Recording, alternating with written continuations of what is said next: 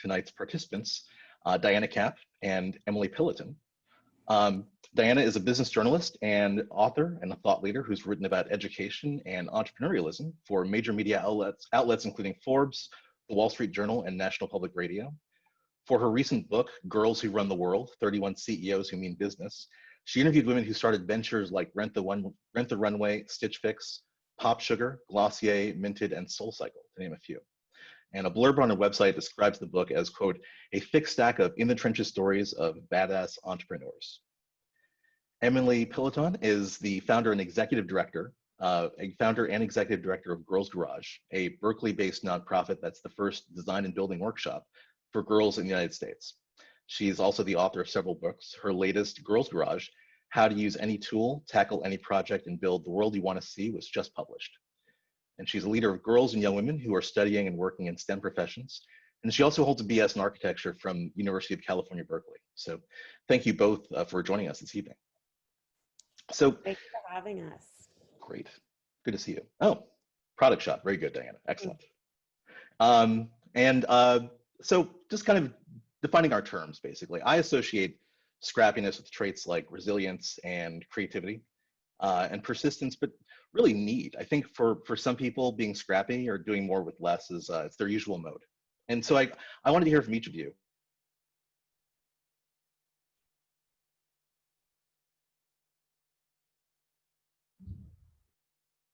What happened?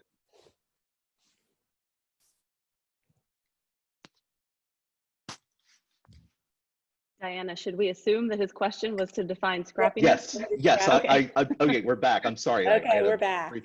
Yeah, my connection's a bit unstable there. Just to recap, I was talking about how I associate scrappiness with certain traits like resilience and creativity and persistence. I'm not sure if you heard that part. And so I was asking, what are your general principles for scrappiness? Mine is making things happen, however that needs to be. So a lot of times it's messy, it's not necessarily following the rules, it's just getting started even when you don't know exactly where you're headed. So it has a lot to do with kind of giving yourself permission to not know all the answers, and yet to trust yourself enough to go after it anyway. Yeah, I agree. I associate scrappiness with, well, the first thing that comes to mind, and Diana and I talked about this, that if you look up the term scrappy in the dictionary, it actually has some negative connotations that are about combativeness, and it's a little bit, we sort of associate it with fighting. I think about it through the lens of boxing. I love boxing, like to scrap.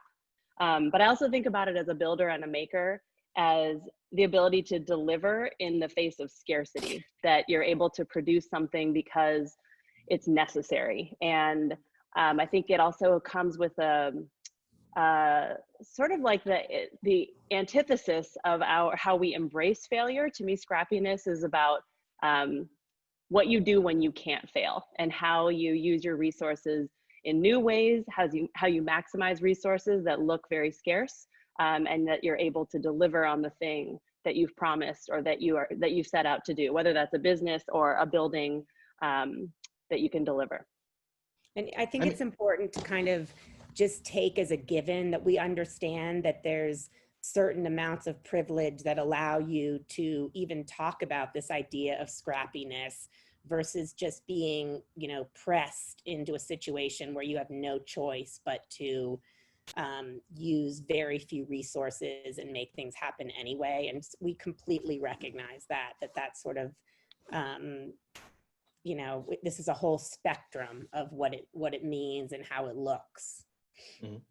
I was going to talk about that actually. As far as I think for some people, scrappiness is just their default because, they don't have a lot of resources, and, that's how they move through the world. I think actually in our prep, Dan, you mentioned it was kind of how to make it work when you can't fail. I have a mantra I developed myself that panic is a luxury. That if you can actually afford to kind of let things go and panic, then you can afford to, not handle things. And so it's best to not panic is for people who have personal assistants. That's kind of my thing. The rest of us have to kind of take care of business. And so, like, what's in your mind? Like, what's an example of your book is full of make or break moments where people kind of share like kind of a moment where they had to face up to a huge challenge. Are those like they're kind of like these crucibles, right? Like these where people are forged through these experiences. But I mean, is that all upside, or is there a negative kind of is there a downside to having to work in that mode all the time? Can that take a toll on a person? I mean, I think it's like a very exhausting mode. And I think a lot of women entrepreneurs would tell you that, they don't get the kind of funding. I mean, they don't. The statistics are kind of incredible that about 2% of venture capital funding goes to women-led teams. And so it does force a certain type of necessity to do more with less. But I will say that just looking at, about 40 different women who I interviewed to choose the 31 that would be in the book, it mostly operates as something positive. It is a motivator. It's a developer of confidence. I mean, I think these women would almost say, I would choose in a way to be pressed to have to make things happen in this way, because it gave them the kind of like complete inner fire. And it's so hard to get a company off the ground. It's hard for every entrepreneur. It's particularly hard for women. They're up against a lot of different dynamics. And so having that kind of inner fire is it's just essential. That's why if you look at the women in my book, almost every one of them has that, like in spades. Mm-hmm. Mm-hmm. Interesting.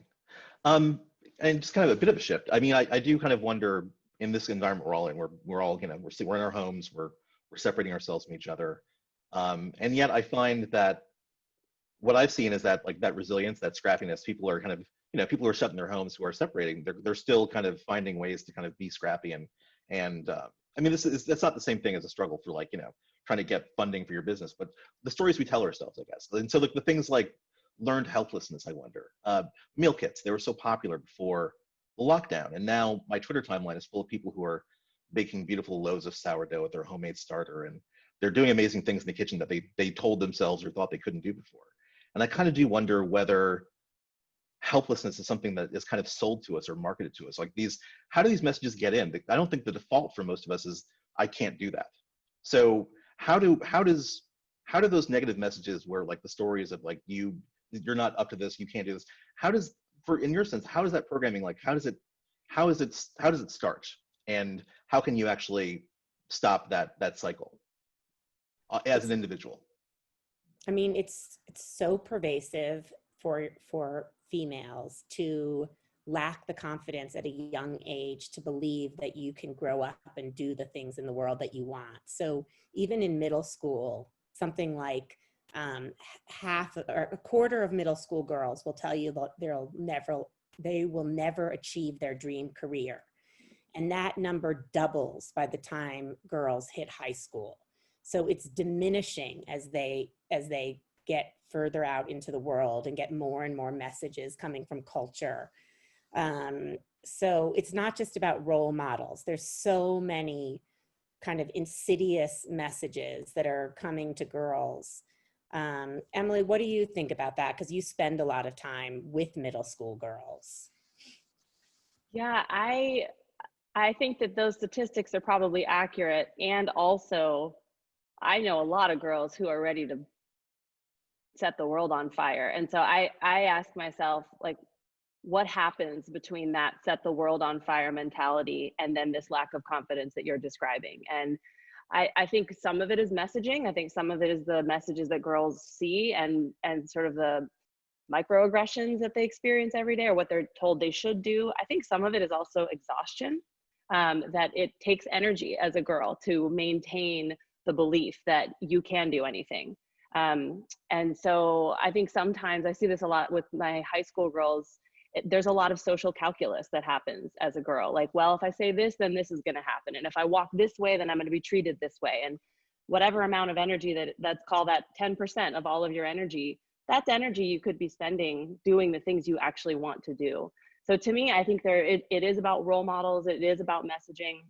It's also about practice. And I think scrappiness, just like bravery and creativity, are things that we can practice like muscles. And I feel very lucky to work in a space and with girls where we do that every day. And so my book, I hope, is an invitation for girls everywhere to continue to practice that without apology. And just to have more armor to protect themselves from the other things that start to chisel away at confidence at such a young age. But Emily, following up on that, so if you don't have that support system, if you don't have a mentor, if you don't have people to observe and model that behavior, and you're kind of just, let's just say all you had was your book, right? How do you forge that space for yourself, as if you're a middle school girl in a part of the world where people aren't here to encourage you to kind of step outside the box they're putting you in? How do you carve that space out for yourself? Yeah, I do think some of it is just is a mindset and just telling yourself you can. I like to think about things. I love doing crossword puzzles, and you look at the whole thing and it's like overwhelming, and then you take one clue and it unlocks the next. And I think that's also how scrappiness and confidence works, that if you experience it in small chunks, that you set yourself up to achieve one thing and then that unlocks the next, that there's an inertia that comes with that, and that is what builds confidence. So if you're alone with only my book, that's a lot of pressure on me, an author. But I would like to think there's like one small thing. Maybe it's like a fun fact about the jigsaw, or something about your tape measure you didn't know, or a project like how to pick a lock, like one small thing that you think is achievable. Feeling the success of that one small thing just inspires you to try something slightly harder. And I do think that is a muscle, in the same way that, you do push-ups and then you get better at push-ups, and you can do more of them. So it's very hard to do in isolation. I think building and creativity happens best in a community. But for people that don't have that, it is a thing that can be learned and can be practiced and can just be decided that that's how you're going to be. Mm-hmm. I also think that in the same way that like a muscle, you can, improve on these things. I think there's a lot of experiences that you can go and have. I look at specific ones like sports. I look at experiences in the outdoors, and I look at things like what Emily's doing, where you make things with your own hands. And I think all of those realms have so much kind of that grows your sense of kind of self-efficacy, whether it's because you're using your body in a way that's really powerful, or you're withstanding something uncomfortable in the outdoors, or you're actually making something with your own hands that then, actually works.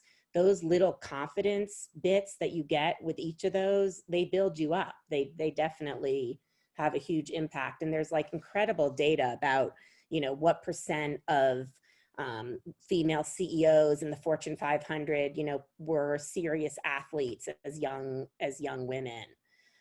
It's something like 90%. Interesting. In our prep, we've all met briefly before to discuss our planning, and I think I mentioned the phrase "diamonds are formed under pressure," which seemed to ring a bell with you, Diana. And I wanted to talk about that for a second, because I think that's good and bad. Like diamonds are incredibly strong and tough, but they're impenetrable in some sense. And so I do wonder, like, how do you balance the need for self-sufficiency and kind of like stoking your own fire and tending your own, being your own advocate, with also like building community and asking for help? Like, you don't want to, I know personally, like, as a Black person in tech, like there's not a lot of places where I'd want to be feeling vulnerable, and there were times in my career where asking for help, like I would have signaled like that I didn't know something, and I would have felt like, I don't want anyone to get that impression. So like, I think in my own struggle, my own journey, like in career, it kind of made me a little more insular in some ways, that like I probably should have been less ego driven, or more just like open to asking for help. How do you encourage people to kind of build that fire and steel themselves, but also go to somebody and say, I don't know, or, I need help with this, or, how do you do that? How do you balance those things? I think so many female entrepreneurs, at least the ones that I'm familiar with, they get started in a field that they know nothing about. So the woman that founded Spanx, You know, she had never done any kind of work in retail. She was selling fax machines when she got this idea to, you know, cut off pantyhose and make this, you know, newfangled form of kind of tight underwear. And, you know, the Rent the Runway gals, they had never worked with clothing or retail, or knew nothing about, you know, supply chain. And so I think this idea that you check your ego and you're completely willing to be vulnerable, and you definitely ask. If you're starting from total scratch, you know, that's kind of a great place to come from, because it gives you like a lot of license to ask questions, to be naive, to, you know, to make mistakes and give yourself a break for that. And I think that works really well for these women. They learn to do things on the fly. There's no other way for them to do it, because these are businesses that haven't existed before. So, you know, they're willing to, I mean, there's such fun stories. Like, I love telling the story about the Rent the Runway gal, Jen Hyman, who's, you know, first of all, she wants to get in touch with Diane von Furstenberg, because she knows nothing about renting dresses or how the apparel industry works. And so she just guesses emails. She just starts typing into her computer, like Diane VF at, you know, gmail.com, Diane Von F at dvf.com, until she actually gets one through. And Diane writes right back to her. And she says, you know, would you be willing to meet with me for 10 minutes? And Diane says, yeah, come to my office on Friday. So she's driving there from Manhattan, and she's on the way when she gets a call from Diane's assistant, who tells her, look, I'm sorry, this meeting isn't going to be able to happen. Something's come up for Diane. And at that moment, this scrappy Jen Hyman has the wherewithal to hold the cell phone out and say, what? I don't hear you. My cell phone is cutting out. I'll be right there. And she just shows up anyway. And so there's something kind of so refreshing about someone who their ego is that checked, that they're willing to put themselves in that situation, kind of like take themselves not too seriously, and recognize that, you know what, this could be a total bust. I could get to the building and they won't even let me come upstairs. But you know what? She did make it upstairs, and she had the meeting with Diane von Furstenberg. So, you know, I don't know. In some ways, I feel like it just operates in this really positive way for a lot of people. Emily, does that hold true for making and building as well? Like, can you let go of your ego and make a lopsided birdhouse and still feel like you did something? Is that okay, or does it need to be, you know, perfect and you know, straight and symmetrical, or is it not worth doing? Ooh, I feel so torn in answering this, because the lopsided birdhouse made me cringe. Yeah, I do. So I have mixed feelings about this, because I agree with Diana wholeheartedly. Like, I really think that you have to leave your ego at the door. And that's the basis for being scrappy, is you have to assume that you have everything to learn. But then at a certain point, I think, especially as a woman, you do know some stuff. And there are moments where you have to, unfortunately, you have to prove that you know stuff. And so that's not ego necessarily, but I often find myself like, well, I do belong in this room, but also I'm here to learn. And you do have to sort of hold both those truths. I think with regard to the birdhouse question, I think two of my colleagues are on this call right now, and they're probably laughing, because I want the birdhouse to look right. But actually, the reason I care about that goes to your original question. I care about that because that there's a girl building that birdhouse, and I want her to look at it and be proud of it. I don't actually care about my own birdhouse, but if I'm gonna do something with my community and invite girls to be a part of something, I want them to feel the most satisfaction and pride and power in the thing that they did. So that's sort of a yes and a no to that question. I do think that part of being scrappy is like a doggedness, to do the absolute, whatever the best ultimate thing is that you can do, you're going to do it. And often that happens in a community of people. Diana, in your story, I love that story so much because also that involves Diane von Furstenberg, who feels so out of reach, but I'm guessing they did meet, and obviously this is now a success story. So a lot of this also depends on community, and to be in a community, we have to be able to say both, I have this thing to contribute that I know, and also you have this thing to contribute that I want to learn. Interesting. Kind of skipping around a little bit, actually. This actually segues in nicely into something else I had later down with a list of questions, but imposter syndrome. Can we talk about imposter syndrome? We need 6 hours for that one. That'd be a whole nother conversation, basically. But okay, so what is, in your opinion, and Emily, why don't you go first? What is the root of imposter syndrome when it comes to, and it's for you personally, in your journey? The root, wow, I should talk to my therapist about this one. I think that, unfortunately, I think that imposter syndrome is something that's experienced more by women. I think that this goes to Diana's original answer about being young and losing some confidence. I think, as I'm just going to speak as a woman, because this is how I understand imposter syndrome. I think I have spent a lot of my life, self-evaluating and just always wondering whether I'm good enough. And that's both, are my grades good enough, but also, am I smart enough? Do I belong in this room? And I just think that that's a part of the female experience. That's a part of many people's experience. But for me, it took a long time I still experience that also, let's be clear, a lot.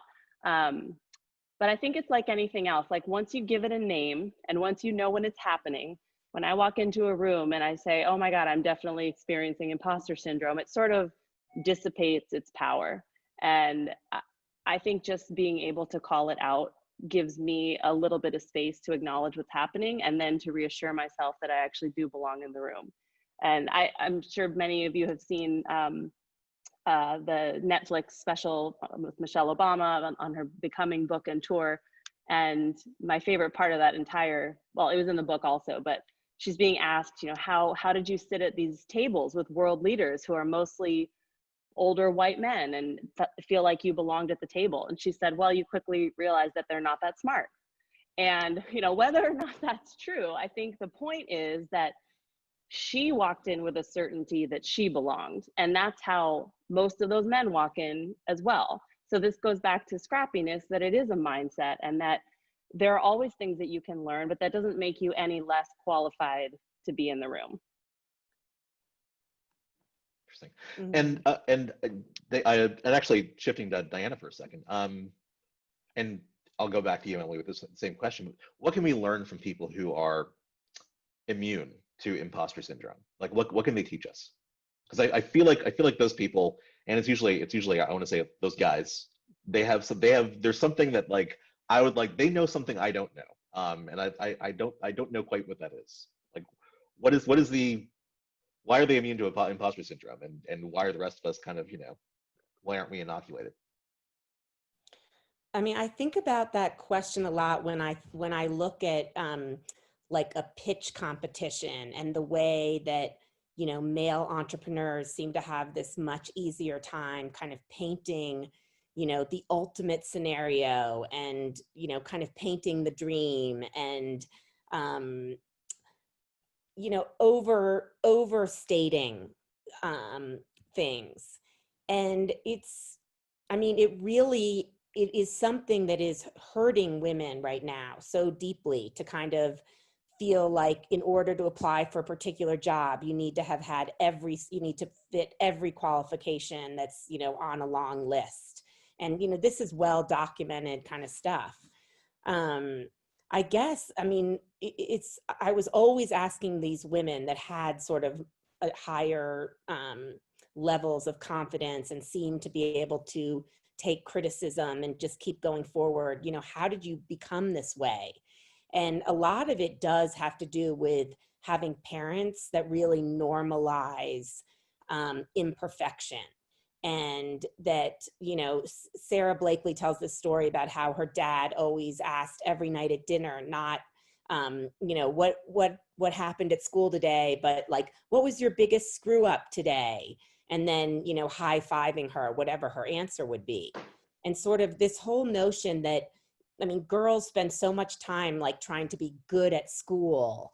And, you know, it's just, I think we have to really dispense with that notion. And that's what in people who are immune to imposter syndrome are able to do. It's some sort of like deep conceited, I belong here. I know what I'm doing. I don't know. I mean, I think it must all go back to parenting, because I feel like so many things do. And sort of how I mean, some of what I think is going on for girls is we're in this like empowerment age where we spend so much time telling girls like, you can do it, you're so awesome. And that in some funny way, we're kind of undermining them with those messages. Emily, what do you think about that? Yeah, there's a flip side of that coin. I come back to, I was trying to think of a person I know who doesn't experience imposter syndrome. And I don't actually have someone that comes to mind, but in my head, that person, let me say this differently. Often with my girls, like I just proofread a bunch of their college application essays. And many of them were writing about their experiences and things that they've done and their resume, and they've gone to this camp and they know this language. And many of them asked me, like, do you think this is too braggy? And I kept telling them it's not bragging if it's a fact. Like, you know how to speak Italian. You've been to that camp. You have a 4.1. You know, are the first person in your family to go to college. These are just facts. And the more you say them, the more they become part of your story rather than something that you have to feel bad about saying because you don't know who you're going to offend or whatever the fear is. But yeah, I think with girls, it's a fine balance between saying you can do anything and you can do no wrong. That's not the same thing.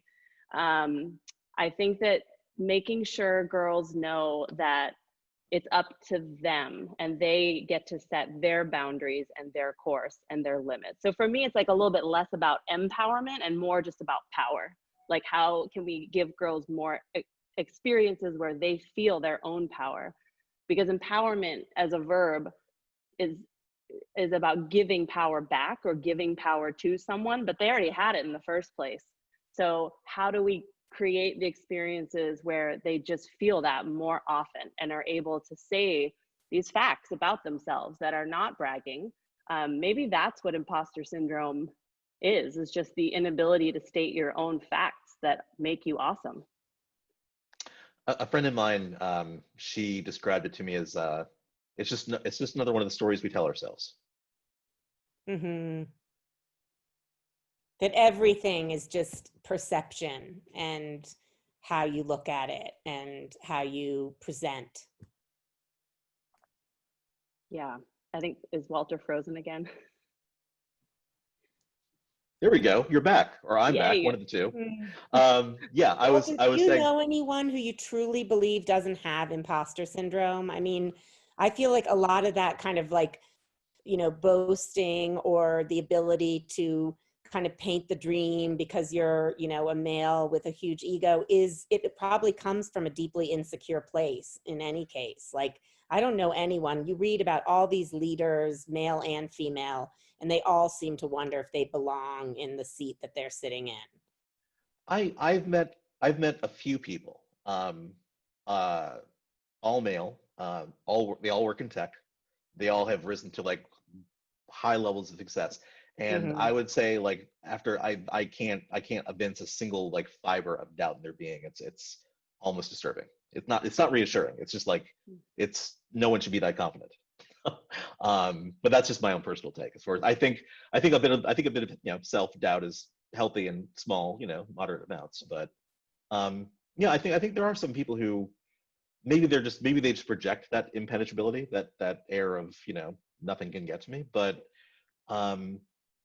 I don't know. I don't really believe it, but I've seen people who project it creditably, basically. But I just wanted to shift, actually. Emily, question for you. Actually, it's a two-part question.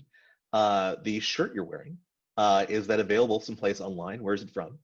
And the follow-up question is, what was your entree into architecture? Um, so this shirt is actually a leftover shirt from a summer camp that we did 5-6 years ago. And so it's limited edition, it's out of print. But as we're talking, my colleague Christy is texting me, we need to reprint that shirt ASAP. So my answer is it doesn't exist, but it will exist again soon, maybe in hoodie form. Okay, we're getting interest in the chat room. People are asking, so yeah. Great. Yes, you can follow us on Instagram or subscribe to our newsletter, and you'll be the first to know about the new shirt printing. And the architecture question was the question how my initial like childhood foray into architecture. Yeah, like I guess I mean that was the submitted question, but I think really from if I'm the moderator, I'm going to jump in and moderate the question. How'd you get into architecture? Meaning like, what was the first thing you actually built? Yeah, I guess that depends on how you define the word built. So I think my parents are both here right now. Hi, Mom and Dad.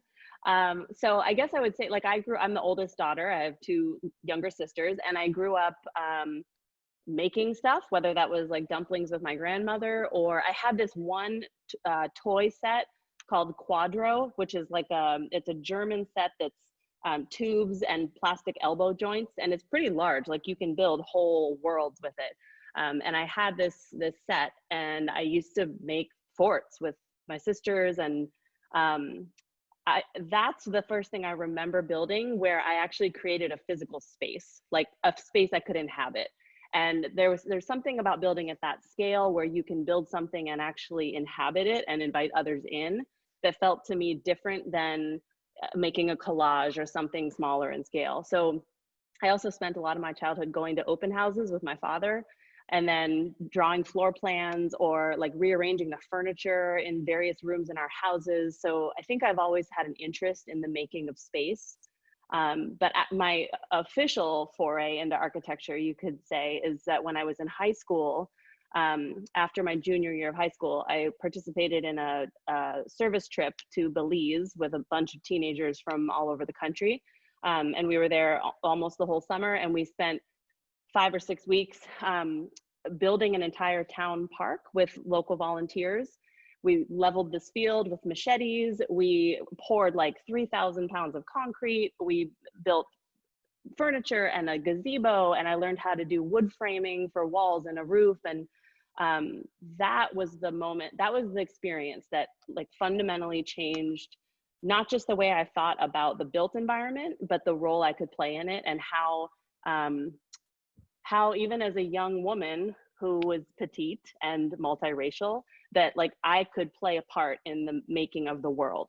And to experience that at such a young age, I know that is why architecture became a career interest to me, because it felt like that was the career where I could continue to do that, and I could continue to be a math nerd and into art and like all of the things I was interested in, that architecture represented this like Venn diagram of learning for me. And so I went on to study architecture. There's a second part to the story where I became very disenchanted with architecture, and that's really how we ended up here doing hands-on work and being really intimately connected to my community and to girls, rather than drafting plumbing fixtures, which is also fine, but it wasn't fine for me. So I think that's how I fell in love with architecture. And then this lifelong love of architecture has evolved as I've grown, and as I've gotten to work alongside young people who are defining what space making means for themselves. Sorry, I was blank there for a second. I missed a couple of seconds there, but I got most of it. I apologize.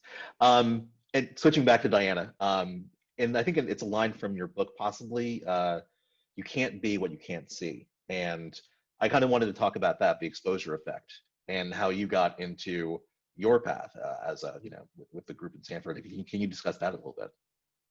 Yeah, so I mean, I'm a good example of I never had any exposure to the world of business or entrepreneurism or even writing. I grew up in Washington, D.C., and my mom was a school teacher and my dad was a lawyer. And there was always this expectation that I would sort of come home to D.C. after college and work in politics or nonprofit and maybe go to law school as my dad had done. And what I look at as my kind of like ultimate scrappy moment that really, like, I look at my whole life as before this event and after, which is this decision that I made to put myself in that situation of kind of like extreme scarcity and needing to be excessively resourceful, which was I moved across the country completely by myself to San Francisco. It was like I had some fantasy notion about what it would be to live totally on my own. I had, no car, no money, no job, no computer. I lived up the top of a steep, steep hill, and I would have to like ride around on the bus with my resumes that I had printed at some copy shop that would, do that for you at the time, and then walk back up the hill in my high heels, and then usually burst into tears when I got inside. And it was kind of that experience of being so alone, having so many things to figure out on my own. But ultimately I did, and I ended up in something so unexpected, which was working in this startup biotech company. And this was in 1991. So this was like really when the genetic revolution was happening. They were about to sequence the whole human genome. This was a place that was doing high throughput combinatorial chemistry on chips. And it was borrowed from the semiconductor industry. Anyway, I was exposed to this huge new world of people that, created something out of nothing. And I was just really moved by this whole idea. And that's how I ended up applying to business school at Stanford. Anyway, so I really believe a lot in this idea of your environment that you're in matters a lot. And that shifted my whole life course, being around those startup people and all that excitement about ideas and this notion that that anything is possible. And it was so different from sort of like the world of nonprofit that I'd come from. And so I think this idea you can't be what you can't see is just my complete understanding, having gone to business school in graduating in 1996 when there was 0 women CEOs in the Fortune 500. And then even 25 years later now, there's still only, 5 to 6%. So it's just too slow to change. And so if girls don't see that there are all these women out there, remaking industries and having incredible impact in every different realm you can think of, I just think they need to see more of that. They learn all about Marie Curie and Amelia Earhart. Those are the stories of the pioneering women of the past. But we've kind of forgotten, I think, to show girls that there are so many pioneering women of the present.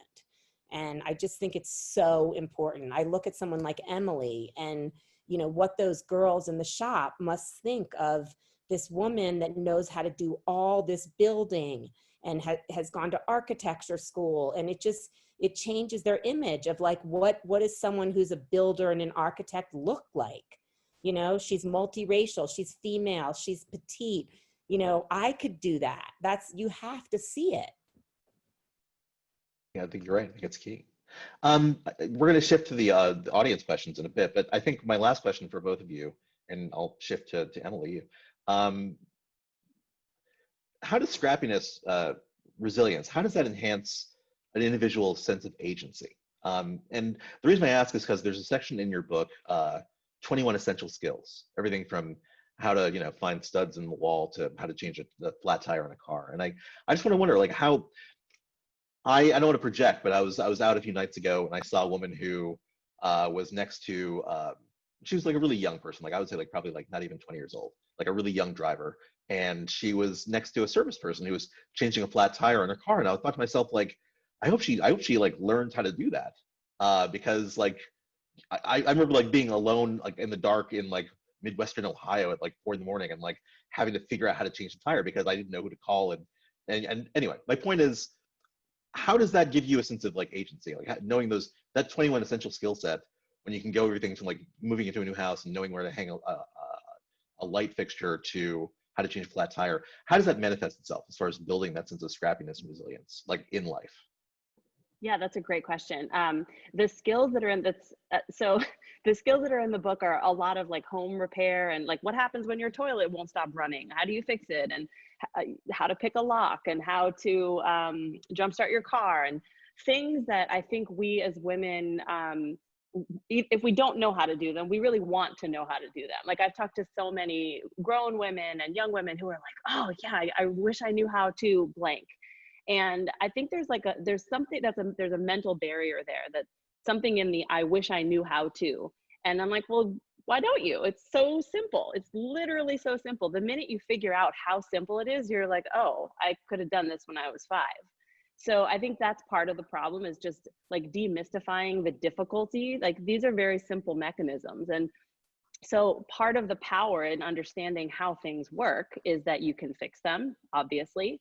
But then more importantly, I think once you see yourself as a person who can fix or maintain or do the thing that you need to do, it means that anywhere you walk into, a boardroom, someone else's house, you know, the side of the road where someone's car is broken down, you believe that you can contribute something to improve the situation. Like the world becomes editable and the world becomes like something that is not fixed, that you can be a producer rather than just a consumer, or someone that things happen to, that you can actually do things yourself. So I think it changes your mindset to be always proactive. And that starts with just, I mean, the simplest things, like learning why your toilet is still running. And, you know, you jiggle this thing and you do that and it's done. And then the next time your sink breaks, your first instinct is probably going to be, let me figure out how it works before you call the plumber. So to me, that's how, like, agency is based on that belief that the world can always be improved and that you can be the one to do it. And that comes from an understanding of how things work and these like small successes, even in your own home, to be able to fix things and repair them and maintain your own environment. Interesting. And Diana, the whole idea of giving yourself permission to kind of just figure out or make mistakes or start from zero, is that, how do you, I mean, from the people you spoke to, how do you go from tripping over your own, you know, your own obvious stumbles and admitting like your own profound ignorance on the topic to actually like mastery? Like there's, like, why wouldn't a person quit after, I guess, like, I'm trying to frame the question in a way that like is positive. So you get the call from Diana von Furstenberg, you're on your way, like speeding to her office, and like, what's the difference between the person who's like, oh, okay, maybe another time, and the person who says, I'm sorry, I'm going into a tunnel, I can't hear you? Like, what's the major difference there between those two people? What tips the balance in your opinion? I mean, one thing is, I think that so many successful entrepreneurs is they have a real problem that is deeply personal to them that they want to solve.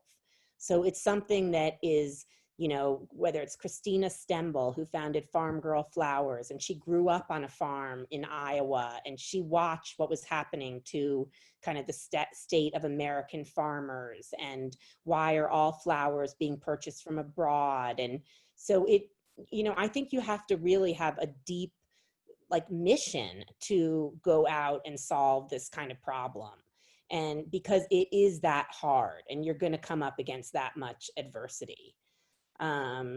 So, you know, I guess I think it's just, it has a lot to do with why you get into what you're doing. And if you genuinely feel deeply committed to making something happen, doing something different, you know, whether that's clean energy for, you know, that was Jessica Matthews in my book. She went over to Nigeria and she watched all her family members losing their power at a family wedding and wondering why they had to put up these lighting that was like so dirty and smoke emitting and terrible for health. And so she figured out a way to harness energy that could go back to the grid in like a very clean way. So it, you know, it was deep to her. So I do, Mr. I froze there for a second. I guess I'm not frozen. Good. I guess we're going to pause here. I'm going to wrap up our Q&A and toss it out to audience questions. But before I do, I wanted to mention that this event was brought to you in a partnership with friends of the San Francisco Public Library. So they're the, actually, sorry, one second here, technical issues. Sorry about that. Anyway, so getting back to the audience questions. One of the issues was, Emily, can we go back to talking about how you transitioned from architecture to nonprofit work, as far as, was there an inciting incident, or just like what spurred your decision? You know, it wasn't really a decision. This, as Diana was talking, I was like, yep, that's what it was. It was more like not a choice to do one thing. It was like I knew what I didn't want to do, and the founding of a nonprofit was a way to put a stake in the ground and tell myself to figure it out, because I was now accountable to the IRS. And I, you know, there was a moment in, so in 2008, I founded the nonprofit, and I had been working in the fields of architecture and design and partially construction. And the last job I had, well, I have a job, but the last non-girls garage job I had, I was working as a store architect for a retail clothing company. And I had this moment, well, I should say I only made it there 3 weeks, because 3 weeks in, I was in a meeting for going on 3 hours arguing about doorknobs for dressing rooms in the stores. And I just had this like out of body experience thinking, this cannot be what my architecture career has become. And it felt so disconnected from those original feelings that I had on this construction site in Belize that were gritty and real and connected. And I was looking people in the eye and sweating and mixing concrete and building something that mattered. And those two feelings were just so diametrically opposed. And so I quit the next day and founded the nonprofit less than 3 months later, living with my parents with $1,000 in my bank account at age 26. So that's not a recipe for general startup success, but also many people's startup story. So as a nonprofit though, the reason I wanted to found a nonprofit is that I believe that in my heart, the architectural work that I wanted to be doing and that I believed was valuable was rooted in service. And so as a nonprofit, that would hold me accountable to do work that was not about profit, that was not even about my own success, but that was grounded in impact and community. And so I started a nonprofit. I think I got the like Nonprofits for Dummies, that yellow book, and like highlighted some pages, and then I started the nonprofit. And so, you know, going on 12 and a half years later, here we are. And I think that honestly, the work that I'm doing now feels more in line with the work I always wanted to be doing than when I was working in actual architecture. It feels to me like I'm doing the work I was doing when I was 16, and I'm doing it with 16-year-olds and 15-year-olds and 12-year-olds. And it feels very much like the work I was born to do. And so the transition, I would say, was less a decision and more just like listening to my gut about what the work was that would make me happy and that also would contribute back into the world, this thing that I got to experience so young, and that I knew there were girls out there that wanted to experience the same thing, and there weren't spaces for that. And so that was the birth of Girls Garage. And every single year I keep asking myself the question, like, how do I stay connected to my own 16-year-old? And how do I continue to listen to and open up the universe for the girls that are in our space? Question for you, Diana. The Sarah Blakely story you told about how she kind of just gutted it out and got, just blundered through and, kept moving forward. Is boldness, is that bravery? And forgive me if I'm repeating myself, but is that an essential element of scrappiness, or can you kind of fake it till you make it in that sense? I think I always use this word moxie, which is like the trait that I feel like runs through all the women that are in my book. And like Sarah Blakely, she cold called her way into Neiman Marcus. And then when she went to see her hose in the store for the first time, she found the red boxes. Her beautiful red boxes were like in the hosiery hinterlands. gathering dust, off in an aisle where no one would find them. So she goes out to Target and she buys a cardboard rack and she hides it inside her coat, and she sets that rack up right at the register and she moves her boxes. And I mean, to me, that's like this perfect marriage of like, that's scrappy, that's moxie, that's boldness. Like, you sort of need both. I mean, in order to make her business work in the beginning, she was like calling up her high school friends and telling them to go and buy out that rack that she had put up at this store. And sometimes it takes that much, just like full on focus to go after it in whatever way is necessary. And I mean, that to me is like defines scrappiness, like what she did in that instance. And I have stories like that from so many of the women in my book. And I think I'm so attracted to those stories. Like, it was listening to that Sarah Blakely story on the How I Built This podcast, which is when kind of like the whole idea hit me, like, this is such an amazing story. There's so many lessons embedded in this about like how to go about the world, being in the world and making things happen. And I just really want my teenage daughters to hear this, but they're not going to listen to the How I Built This podcast because it just doesn't feel like it's for them. But I'm just really moved by that kind of mix of sort of boldness and doing whatever by any means necessary, kind of. Emily, question for you from, we actually have a viewer from Australia. She'd like to know, is there any scope to take this model? She's talking to Girls Garage. Is there any scope to take this model elsewhere? I'm watching this from Australia, and it would be great to have something similar here for young women and girls, parentheses, and older women too. Yeah, thank you for, wow, Australia. But I don't even know what time it might be there. Thanks for being here. 13 hours ahead, I think. Wow, yeah. So the answer is a complicated one. So the answer in philosophy is yes. I think one of the core reasons I actually wrote this book is for that to answer this exact question, that as I've grown this space and this community here, we get this question all the time: can you come to this city, or are you going to franchise? And I have very mixed feelings about this. Of course, like, I want to be able to offer this type of experience to any girl anywhere in the world. Every girl deserves to do the thing that makes them feel the way we get to feel in this space.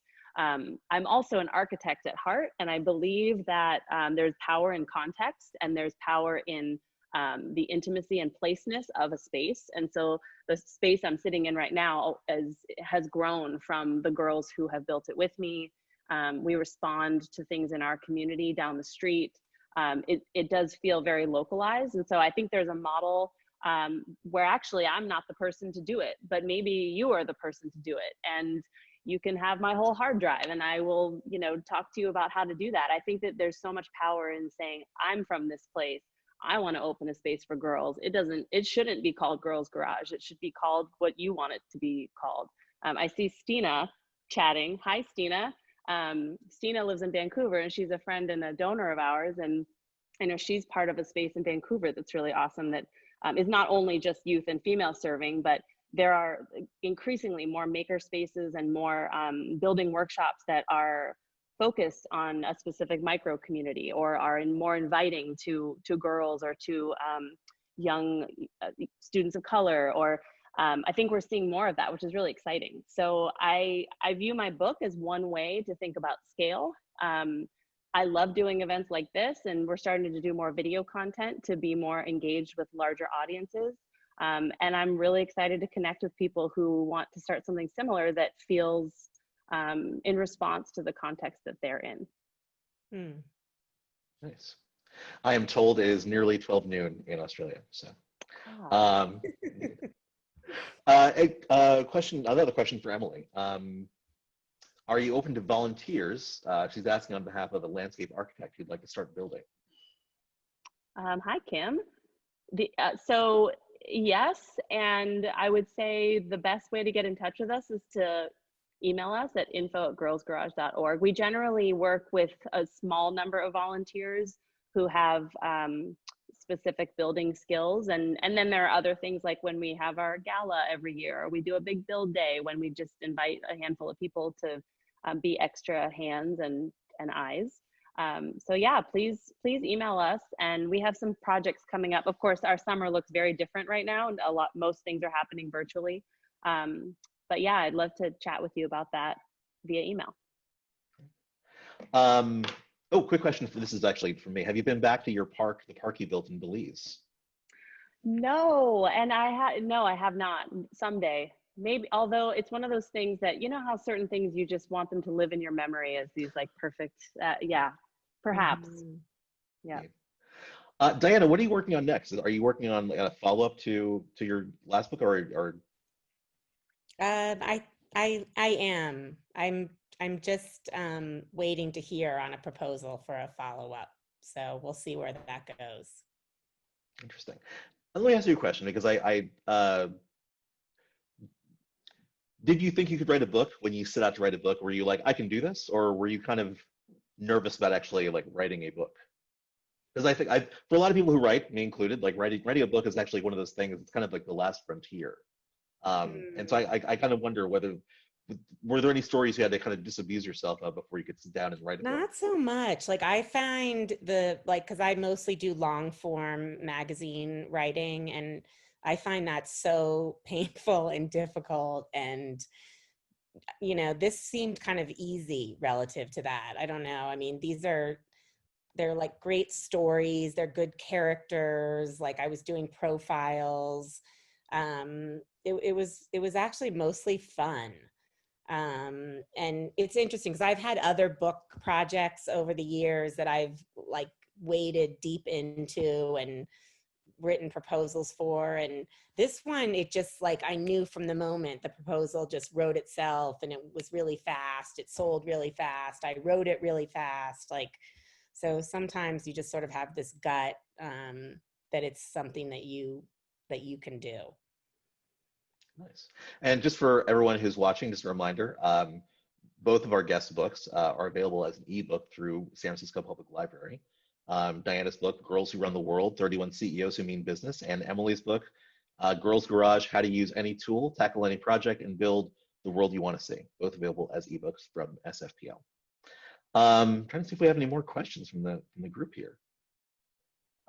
But I mean, while we wait for a few more questions to come in, is there anything we haven't touched on actually on this theme of scrappiness that we haven't addressed yet, like you discussed? Or just one thing I wanted to mention, which is I'm really struck by what a good time it is right now to be scrappy, because all of a sudden the world is opening up so many resources that you can, you know, from your own home, you can learn how to do almost anything.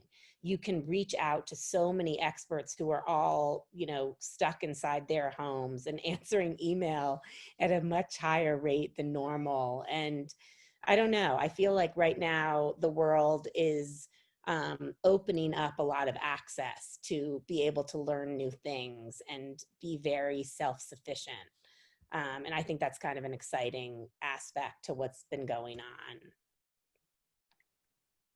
Emily?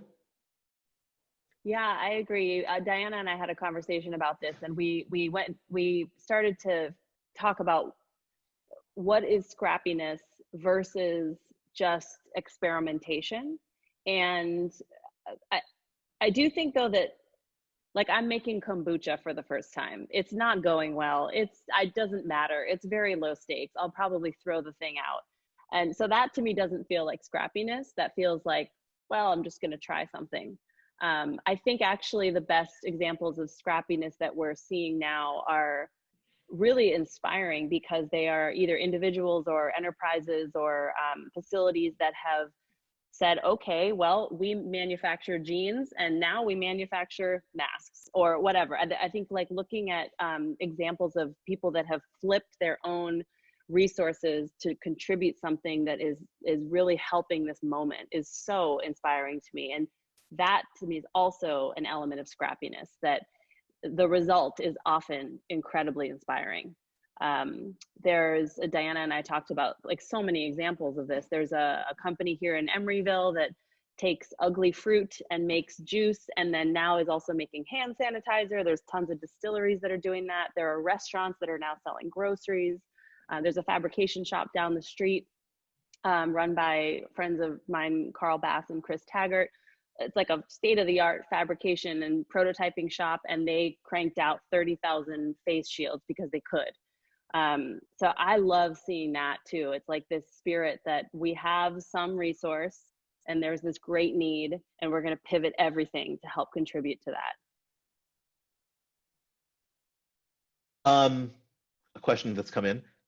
Actually, and since we'll keep you, Emily, and then we'll back to Diana, what's a lesson or a skill that you think everyone should have under their belt? That everyone should have what? Under their belt. Like, what's one lesson or skill everyone should have?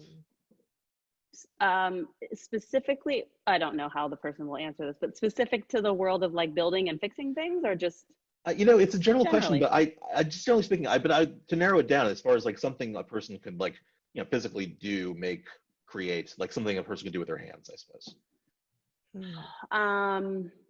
Oh my gosh, so many things. I do think, so it's funny that like my expertise is in building and construction and a lot of carpentry related things, but for some reason, the thing that everyone asks about in the book is, or mentions, is that there's instructions for how to change a flat tire. And I'm not a mechanic, but I know how to do that. And I do think that's a thing that if you know how to change a flat tire, you definitely have the moxie, to use Diana's word, to think about the world a little bit differently. I think that's a hugely helpful thing. I think generally knowing how to fix things around your house. Another thing that is like maybe too specific, but I have a very, very specific memory when I was in graduate school. I was building this exhibition installation for my final thesis, and I had to go to the hardware store and buy these really specific screws. They were masonry screws, they were Tapcon. It was a very specific thing. And I remember walking in, and the person asked me, "Oh, sweetie, whatever, can I help you?" And I said, "No, I am fine. I am looking for 2 3/4 inch Tapcon masonry screws." And he looked at me like, "Oh," and then turned around and left. And so I think one essential skill is being able to name the thing you need. And especially in the hardware store, if you know how to go and find the thing that you need. Learning the names of things was such a source of power for me in the hardware store and elsewhere. But it's so easy. I think this is for women in particular. We're like, oh, we need that thing and that thing and that thing. But to know the names of them and ask for them, like, and walk into Home Depot or wherever and say it, that feels incredibly good. Diana, from your perspective, what's a business skill that every entrepreneur needs to have? Like, just need to have it down cold. I just think being able to like go through all the resources that are available to you and ferreting out the ones that are actually most legitimate, and like figuring out like what are sources that are credible, I think is not easy. And I think it's something that young people really need to learn how to do, because, you know, while this is growing and we can learn to do anything, there's also like so much crud that's coming up that is, you know, sharing misinformation. So kind of knowing how to find your way around what's a good source. And, you know, I'd add to that, like, you know, how to just use resources, like how to know what you could find out and learn at your library. Like there's so much available to you. It could help you find a job. It could help you, you know, figure out how to do all kinds of things in your city. And it's right there and it's free. So I guess using resources smartly. I guess possibly, maybe the wrapping up question would be, is it possible to be too scrappy?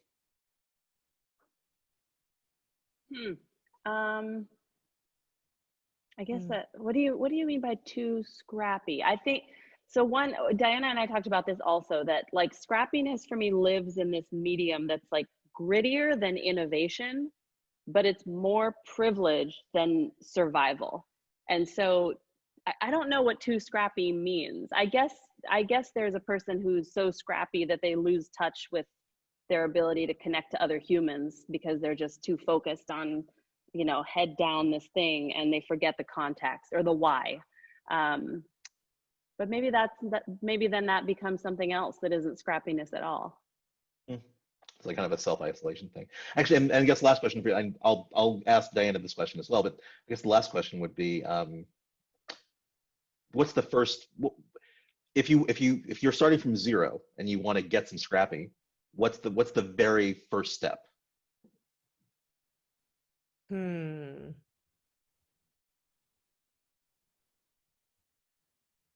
I guess just like figure out your goal and and then like break it down into steps so that you can just, like, I had someone in an interview the other day say to me, like, the only way to eat an elephant is to like cut it up into lots of little pieces.